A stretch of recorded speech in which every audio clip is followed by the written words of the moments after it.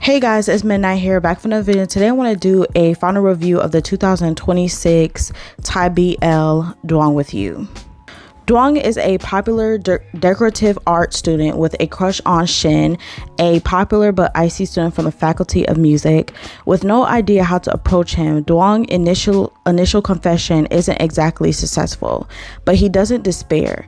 With Shin's blessing, if not enthusiasm, he'll be pursuing him wholeheartedly.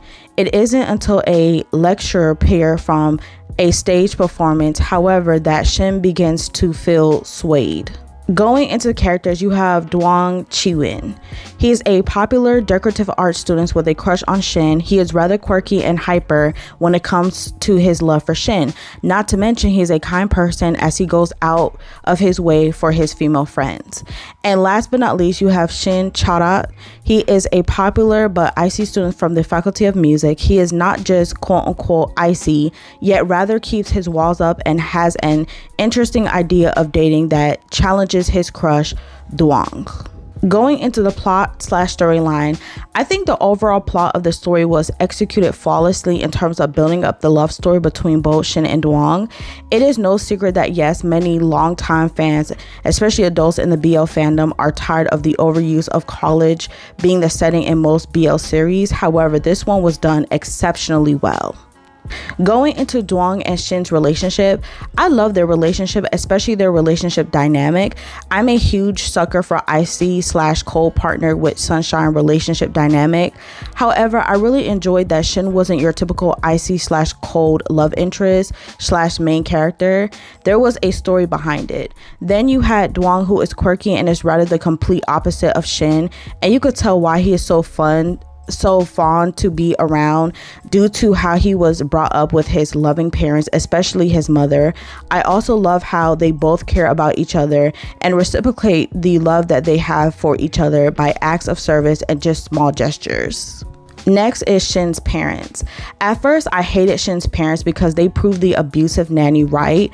I just didn't understand why they handled the situation the way that they did, because after telling him to go upstairs so that they could fire the nanny, it blew my mind that as parents, they didn't feel the need to comfort their own child. Not to mention, even when they found out that he was being abused after checking the cameras, they still didn't comfort him. However, what was most important to them was blowing money on him instead of being there for him every step of the way to make sure that his mind was at ease and making sure that he was a good boy. On the other hand, I'm happy that they at least made up for it by hearing Shin out, even though it hurt me that it took him breaking down in tears for them to get it, and Duang suggesting to them to reach out to his parents. Next is Jamie and Mars' relationship. I understand Jamie's role in the story as Duang's friend. However, his relationship with Mars is completely unnecessary due to the fact that their scenes are random and don't seem to add anything to the actual plot itself.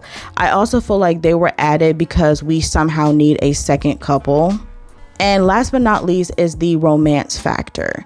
Even though TT and Poor had amazing chemistry going back to my love for Shin and Duang's relationship, However, I couldn't be more disappointed in the lack of NC scenes and the constant cutting.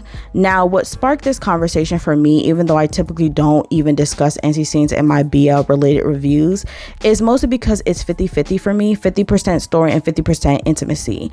I think that both are important. However, there are a lot of viewers who are upset because there are other viewers who are upset because the NC scenes got cut out.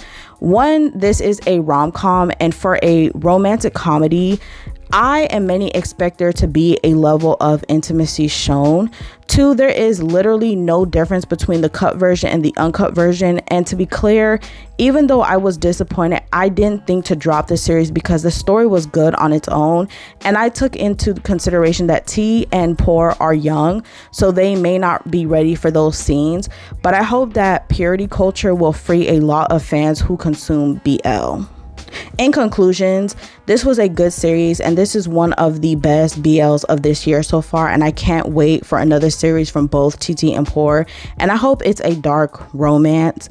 And I would rate this show obviously a 4.5 out of 5. If you like this video, please give a thumbs up and please subscribe and please hit that bell notification for more uploads from me.